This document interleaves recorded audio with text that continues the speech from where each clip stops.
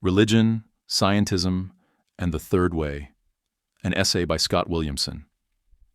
Now imagine with me for a moment the human being standing upright, gazing at the stars, whispering questions into the void. For millennia, we've looked to the heavens for answers and found them in religion. Then we turned our gaze inward into reason and logic, and out from that arose science. But somewhere along the road, we forgot that asking the right questions matters just as much as the answers we find.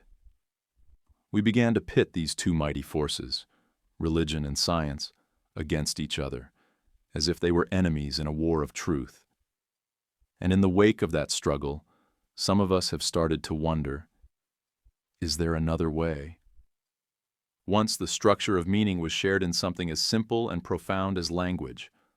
Logic, born of human thought, became a science itself, not focused on the messy content of the world, but on its clean underlying form. Words, you see, became the building blocks of logic. We analyzed them, structured them, reduced even mathematics to language. But when Bertrand Russell unearthed his paradox, that house of cards began to tremble. It revealed something deep. The very tools we use to carve out truth might themselves be flawed. The next wave arrived as logical positivism. If it couldn't be measured, tested, verified, then it wasn't real. This was the new dogma, as strict as any ancient creed. But even that principle fell on its own sword. The verification principle. How do we verify that? It's like trying to lift yourself by your own shoelaces. The cracks in that worldview made room for tolerance, for the idea that maybe, just maybe, there's more than one kind of truth. We started to see science not as a monolith, but as a living organism, one that grows, stalls, then leaps in revolutions. Kuhn told us, science is as human as we are.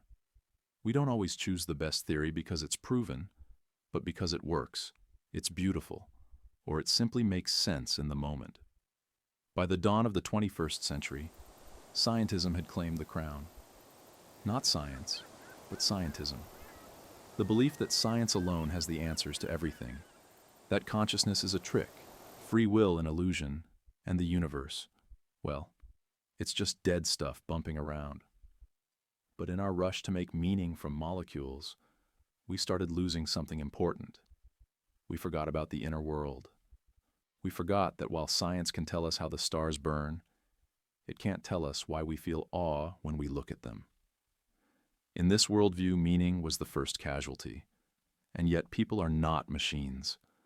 We ache for meaning, for purpose, for something deeper than particles and probabilities. In the vacuum left by scientism, something had to fill the space. Cultural Christianity, progressive spiritualism, even post-truth movements, all arose as a way to answer the ancient question, what does it all mean? Dawkins himself now speaks warmly of being a cultural Christian, but Christianity was never meant to be a metaphor. It was a system for explaining the world. And when systems die, they leave ghosts, rituals without root. What we need isn't nostalgia. It's a new metaphysics. And here enters the third way, idealism. It says, reality isn't just out there, cold and indifferent. It's in here too. Consciousness is not a byproduct. It's the bedrock. The world is not a machine. It's an experience. Idealism threads the needle between religion and scientism. It honors the intellect and the inner life, the subjective and the objective, the measurable and the meaningful. Philosophers like F.H. Bradley weren't trying to win arguments.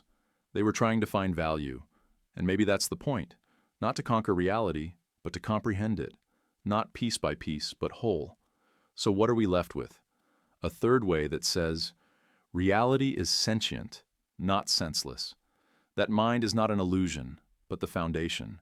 That in every human being is the universe reflecting on itself. Idealism may not have all the answers, but it dares to ask the right questions.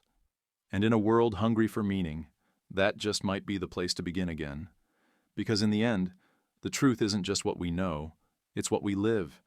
And that makes all the difference.